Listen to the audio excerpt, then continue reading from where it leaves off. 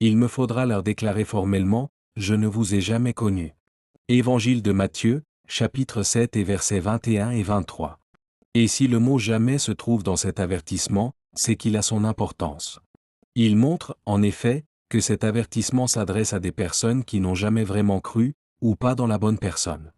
En effet, c'est très important de comprendre ce que le Seigneur a voulu transmettre au travers de cet avertissement.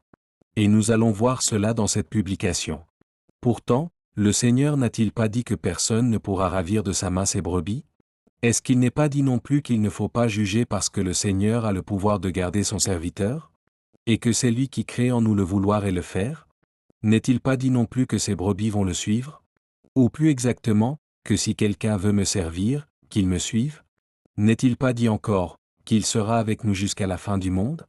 Donc, comment se fait-il qu'il pourra dire à certains de ceux qui l'ont servi, ou plutôt qui ont pensé le servir, « Je ne vous ai jamais connu ».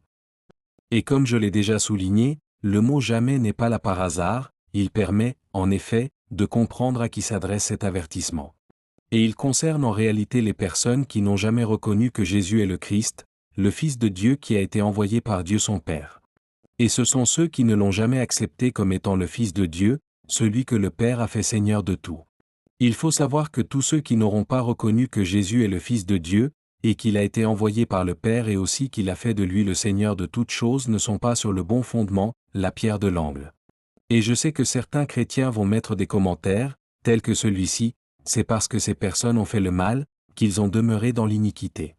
Mais qu'est-ce que Jésus-Christ a voulu dire lorsqu'il a employé les mots le mal? En réalité, le Seigneur a voulu avertir ses disciples que s'ils ne veulent pas qu'il leur dise « Je ne vous ai jamais connu », ils auraient besoin, dans ce cas, de bâtir leur foi sur le bon fondement, qui est Jésus-Christ, la pierre angulaire. En effet, n'est-ce pas par la foi en Jésus, le Christ, le Fils de Dieu, qui a été envoyé par Dieu son Père dans un corps semblable à celui que nous avons, que nous pouvons accéder au salut? Et surtout, est-ce que quelqu'un peut être sauvé s'il ne croit pas que le Père a fait de Jésus, son Fils bien-aimé, le Seigneur de tout? Donc, si quelqu'un n'est pas uni avec le Christ, le Fils de Dieu, dans ce cas, il ne peut pas porter de bons fruits. En effet, comment un sarment qui a été coupé d'un arbre peut-il porter de bons fruits s'il n'a pas été greffé sur un arbre sain? Et il est évident que le sarment qui a été greffé au CEP doit puiser ses racines dans le tronc jusqu'à ne faire qu'un avec lui pour qu'il puisse porter de bons fruits, non? Parce que celui qui est en Christ ne pêche plus, ou plutôt, il n'y a plus de condamnation pour celui qui est en Jésus. Il est en effet justifié grâce à la foi qu'il a placée en Jésus, le Christ, et donc le Fils de Dieu qui a été envoyé par Dieu son Père.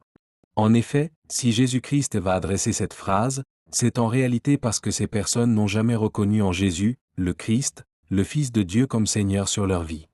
Et ces personnes sont représentées dans l'Évangile comme l'ivraie dans le champ. Parce que seul celui qui est en Christ sera justifié devant Dieu.